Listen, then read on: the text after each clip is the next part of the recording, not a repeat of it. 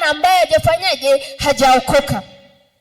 Kijana aliyeokoka asema maneno tofauti na kijana ambaye hajafanyaje, hajaokoka. Kijana aliyeokoka asikilize vitu tofauti na mtu ambaye hajafanyaje, hajaokoka. Sio kijana ambaye ameokoka maneno anayozungumza ni sawa na mtu ambaye hajaokoka. Haleluya. Itambue nafasi yako kama kijana. Namba 2, katika mwenendo. Uwe kielelezo katika mwenendo wako. Ni kwa namna gani unaenenda?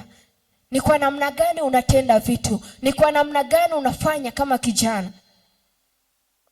Bwana Yesu asifiwe.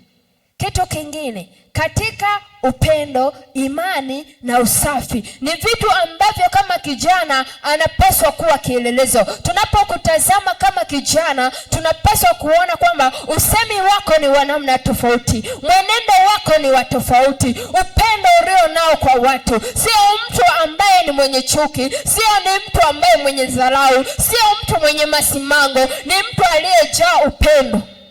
Bwana Yesu atusaidie kuwa kielelezo. Kijana, uwe kielelezo ili mtu yote asiweze kukudharau.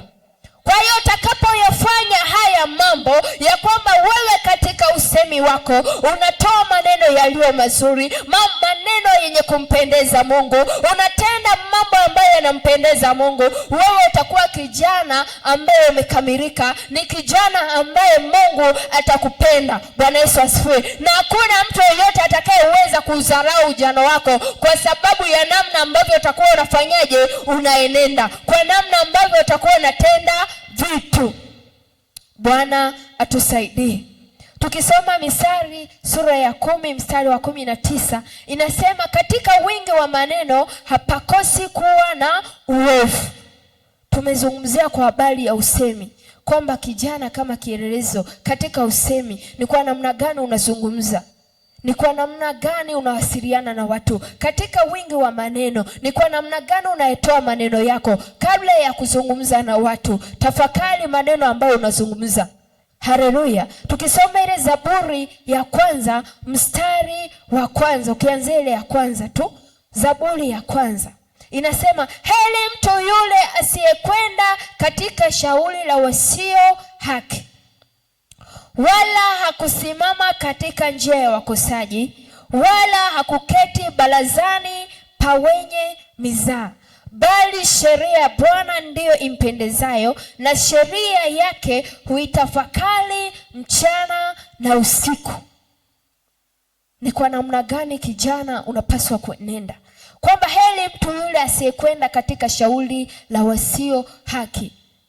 Tumezoona ya kwamba kijana vile ambavyo, kama utaki kuwa kijana ambaye unadharauliwa na watu, tukasema kijana unapaswa kuwa kielelezo, na nimeeleza mambo ambayo mtu anapaswa kuyafanya kama kielelezo. Utawezaje kuwa kijana ambaye utakuwa kielelezo au mfano wa kuigwa mahali ulipo, kwamba watu wakikutazama wanasema kwamba huyu binti anapaswa kuigwa, huyu kijana anapaswa kuigwa. Kwa namna gani? Kwa namna ambavyo anaenenda, kwa namna ambavyo anatenda, kwa tabia zake na mienendo yake. Heri mtu yule asiyekwenda katika shauri la wasio haki, wala hakuketi barazani pa wenye mizaa. Wewe kama kijana, ni watu gani ambao unaketi nao? Ni watu gani unakaa nao? Ni mazungumzo gani ambayo unashiriki na watu? Ni mazungumzo gani ambayo huwasiliana na watu? Ni vitu gani ambavyo unapenda kuwasiliana au kuongea na watu? Bwana atusaidie. Ana heri mtu yule asiyekwenda katika shauri ya wasio nini? La wasio haki, bali sheria ya Bwana ndiyo impendezayo. Kama kijana, Daudi akasema ya kwamba neno moja nimelitaka nyumbani mwa Bwana, ya kwamba nikae. Neno moja nimelitaka kwa Bwana, ya kwamba nikae nyumbani pa Bwana siku zote za maisha yangu, ni utafakari uzuri wa Bwana. Je, kama wewe kijana, ni vitu gani ambavyo unavipenda? Daudi akiwa kijana, Daudi katika maisha yake akachagua fungu la kukaa nyumbani pa Bwana, akachagua kutafakari maneno ya Bwana, akachagua kufuata sheria za Bwana, akachagua kutii maelekezo au maagizo ya Bwana. Je, wewe kama kijana, ni vitu gani ambavyo unavipenda? Ni kitu kipi ambacho unapenda uwe nacho? Ni kitu kipi ambacho unapenda kukifanya? Bwana atusaidie ya kwamba yeye akapendelea kukaa nyumbani pa Bwana. Alijua kwamba nyumbani pa Bwana ndipo kuna utulivu. Nyumbani kwa Bwana ndipo kuna amani. Nyumbani kwa Bwana kuna yote atakayohitaji, ya kwamba lolote atakalolihitaji atalipata kwa sababu yupo nyumbani kwa nani? Nyumbani kwa Bwana. Lakini kama wewe, tafakari njia zako. Ni kipi ambacho unakipenda? Wengine kama vijana wanapenda kwenda kuketi barazani pa wenye mizaa. Wenyewe ni kuongea tu mambo yasiyofaa, ni kuongea mambo yasiyompendeza Mungu, ni kunena na kuteta watu vibaya. Ni kitu kipi ambacho umekichagua? Wengine wenyewe wameamua tu kuchagua, wanaenda kukaa sehemu, wanaenda kukaa vilabuni, wanakunywa pombe, lakini ni vijana, na ni vijana ambao wanategemewa. Ni vijana ambao Mungu anatamani kuwaona wakifanya kazi. Ni vijana ambao Mungu anatamani kuwaona wakijitoa, wakitumia nguvu zao kumtumikia Bwana. Maana neno la Bwana likasema ya kwamba katika kumtumikia Mungu, mtumikie Mungu kwa akili zako. 1, kwa akili zako.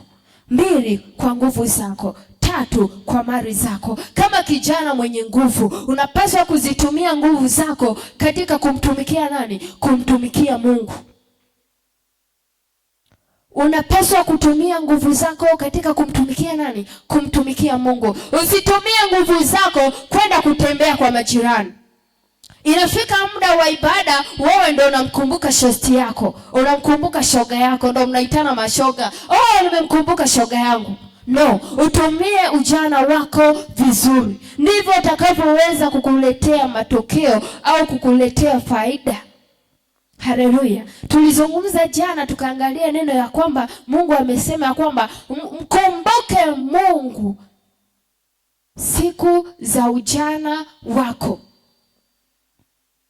Mkumbuke Mungu siku za ujana wako, ukiwa bado una nguvu, ukiwa bado una uwezo wa kupigana, ukiwa bado una uwezo wa kufanya jambo lolote. Una uwezo hata wa kwenda kutembea ukaenda mahali fulani ukahubiri Injili. Una uwezo wa kwenda mahali fulani ukawaambia watu habari njema za Mungu. Kwa nini? Kwa sababu bado unakuwa na nguvu. Usitumie ujana wako, usizitumie nguvu zako kwenda kufanya mambo yasiyofaa, kufanya anasa, kufanya mambo yasiyompendeza Mungu. Bwana atusaidie. Haleluya. Kwa hiyo katika ujana unatamani kufanya vitu vya tofauti.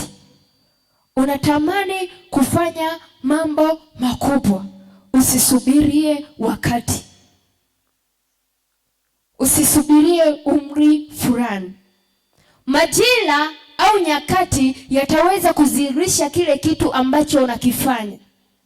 Kwa hiyo kama katika ujana ukiuchezea vibaya au ukiutumia vibaya, madhara yake yanaweza yakawa makubwa sana. Kwa sababu Mungu anapokuwa anakutazama kwa namna tofauti. Anategemea katika ujana wako ukiwa bado una nguvu ulete matunda.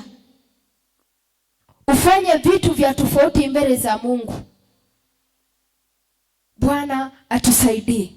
Kwenye ile Misali 14 mstari wa 15. Mtu mmoja atusomee. Najua mna Biblia huko. Misali 14 mstari wa 15.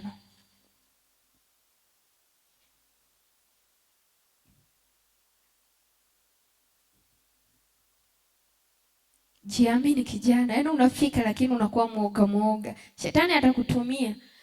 Misali 14 mstari wa 15. Jana tumejifunza kuwa kijasiri kama kijana, usiwe mwoga. Yaani vijana mnafikaga kabisa unakuwa wa kwanza kufungua Bible, lakini unaanza kutetemeka. Kuwa jasiri, kuwa shujaa. Bwana Yesu atusaidie. Misali 14 mstari wa 15 inasema, mjinga huamini kwa kila neno, bali